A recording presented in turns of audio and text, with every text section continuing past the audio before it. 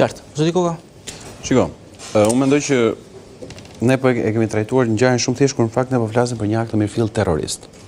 Ky është një akt i mirëfillt terrorist, i cili erdhi nga një person që e kreu aktin, e kishte mirë menduar aktin, e kishte filtruar gjatë gjithë kësaj kohe mundësinë për tu imponuar se për të hyrë në një ambient të institucionit të drejtësisë i armatosur dhe të mos kontrollohej, dhe pasi e kreu aktin, çfarë bëri? Bëri e qëndroi aty dhe tha, unë e kam bërë aktin.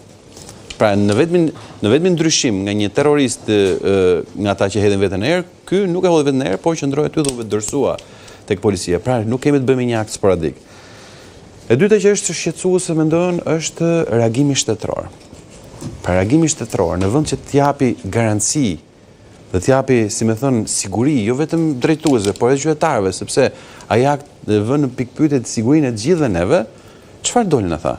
Halli kryeministit ishte thoshte që fajin e kanë për forcimi i ligjeve për mbajtjen pa leje, dhe më skandaloze përsa ishte reagimi ministrës drejtësisë, ministrës brendshme që thotë që se ka fajin policie. Pra, në këtë moment, qytetarët panë që këtu vëlla shteti sa po të ndodhen e gjë ngre dorë thotë se më të rujt Zoti. Kjo është një tjetër mesazh i keq ajo që pam deri tani. Dhe gjë më e rëndë pastaj është që unë mendoj që a duhet ngrem pyetjen ka dështuar apo jo reforma në drejtësi? Unë mendoj që po.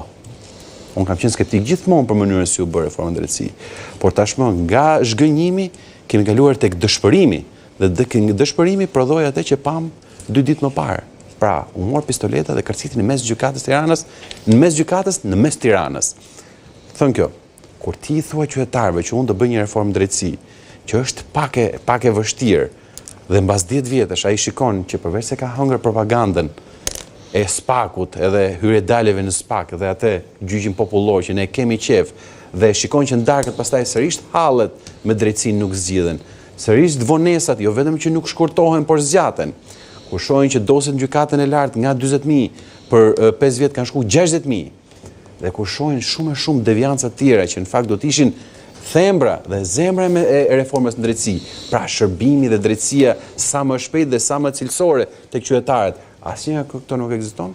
Pastaj unë vi që realisht drama më e madhe dhe pikpyetja ose mesazhi i vërtet i atij akti terrorist dhe dështimi i shtetit është ajo që është më e rënda dhe më e dhimbshme, që është për mua dështimi i reformës në drejtësi. Nëse mund të shtoj diçka Andre vetëm në këtë sensin e thyrjes së besimit. Do të thënë që ne jetojmë tani në epokën e mosbesimit. Njerëzit janë mosbesues, edhe është një si thosh grip, pandemi.